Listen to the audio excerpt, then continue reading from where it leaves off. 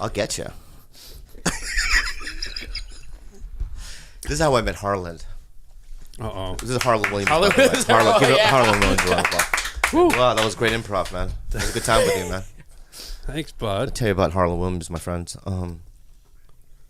The first time I've heard of him, but the first time I actually physically was around him was one of my first TV spots. I did Premium Blend. Did you host that? Yep. You don't remember me. It's fine. I do remember you. Yeah. No, you don't. No, you don't. I do. Because you were kind of not. You didn't say anything much to me. I don't think I said anything to anybody. Why? Because you were. I didn't know anybody. It was all the new comics, right? It was all the up and coming. Yeah. I didn't know one person. Right. So I was just kind of. They had all the comics on one side of the stage. Right. And they had me on the other. So I didn't even barely get to shake hands with anybody. Yeah, you didn't. Yeah, that's right. They separated us. Yeah. I was very intimidated by you. How come, Guy? Because, Guy, I was young. I had no money, Guy. All right? I was a broke comedian. No one knew me. My first TV spot, here we have a headliner, been in movies, which was you. Yeah. Why are you so confused? I just didn't. It makes me sad that you were intimidated by me. You were, no need for that, Guy. I know, but Guy. Hey, Guy? Yeah. You understand? I didn't know you, right? So I build up these things in my head, like not fantasies, but like who you are and the kind of life that you live. It's not based on any kind of real thing. It's just that as a young guy, I'm desperate, and here's a guy that's ahead of me, and you look like you had your shit together, and I was just a little intimidated. That's all. Fair enough, Guy. Yeah. No, that's. I get it. I've been there. Yeah, I've been there. Have you been intimidated by people? Yeah. Who? I used to open for Jim Carrey.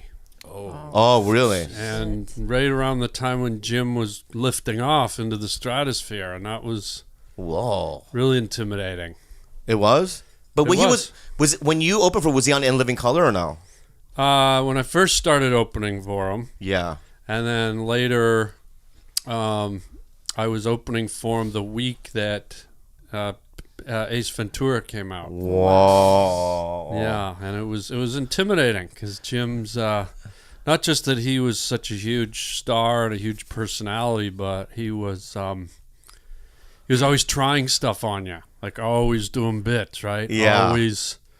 Always, testing you. Yeah. And it was weird because you felt pressured to he was trying comedy bits, so. I'm not a guy that laughs if I don't think something's funny. So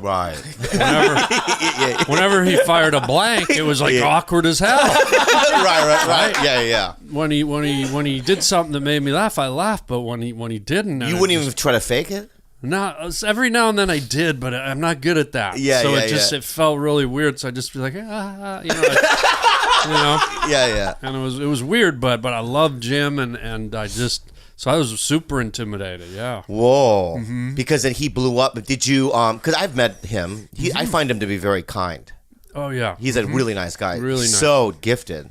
Oh, man, unbelievable. Yeah. So back when you opened for, did you do a lot of impressions on stage, or? No, he had stopped at that point. He had made the, the decision to no more impressions, just stop. He wanted to distance himself from that. So. Right.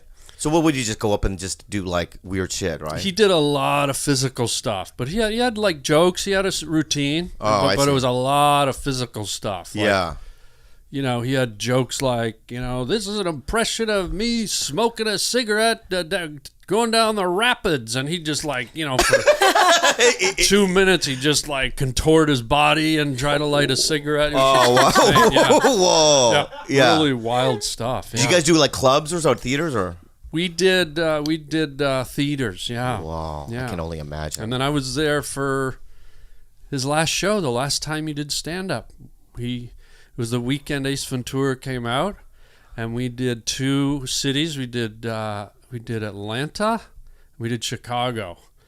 And Atlanta, on the after our show, we went back to his hotel room, and we had the same manager, and the numbers came in for Pet Detective, and I think got really bad reviews. Everyone was and it did great. Yeah, it was like number one, right? Yeah, and we all lit up cigars in his room, and I was kind of there when it was really neat because I kind of watched a guy's star kind of flip. You know what I mean? Like he was the living color guy. Yeah. And then in the next minute, he was a movie star. Oh. And so we lit up cigars, and then the next day we went to Atlanta to do a show there, and that was the last time he ever did stand-up. Whoa. Yeah, it was the last night. He stopped right after that. I bet you in his head he was like, when he saw that number, yeah, he made the decision right then and there. Oh, yeah, I think so. Right? Yeah. Like, fuck, I'm a movie star. I don't know that he thought he was a movie star, but I think you kind of tell he's like, it's time to move on. Not that he hated stand-up, but I got the impression it was like, it's time to step into a new path. Wow. And he never said anything bad or disliked stand-up. I think he just kind of knew it was time to go up another step. Yeah. And to be there in that moment was really kind of cool to witness. You know? Would you ever like to be in that step? Yeah. Oh, yeah. I think we all would. We all do. But would you ever leave stand-up? I would never leave it. I mean, I went through some periods in my career where I was going up some pretty good steps, and I could have left it, but I never wanted to. It was my starting place, and I always think of stand-up as my spine, and everything else that comes off it are the ribs, like voice work and TV work and movies. I never even thought of it that way. But for me, the spine is always the stand-up for me. Nothing stands without the spine, sweetie. Nothing stands without the spine. She's a doctor too, you know what I'm saying? Yeah. Yeah.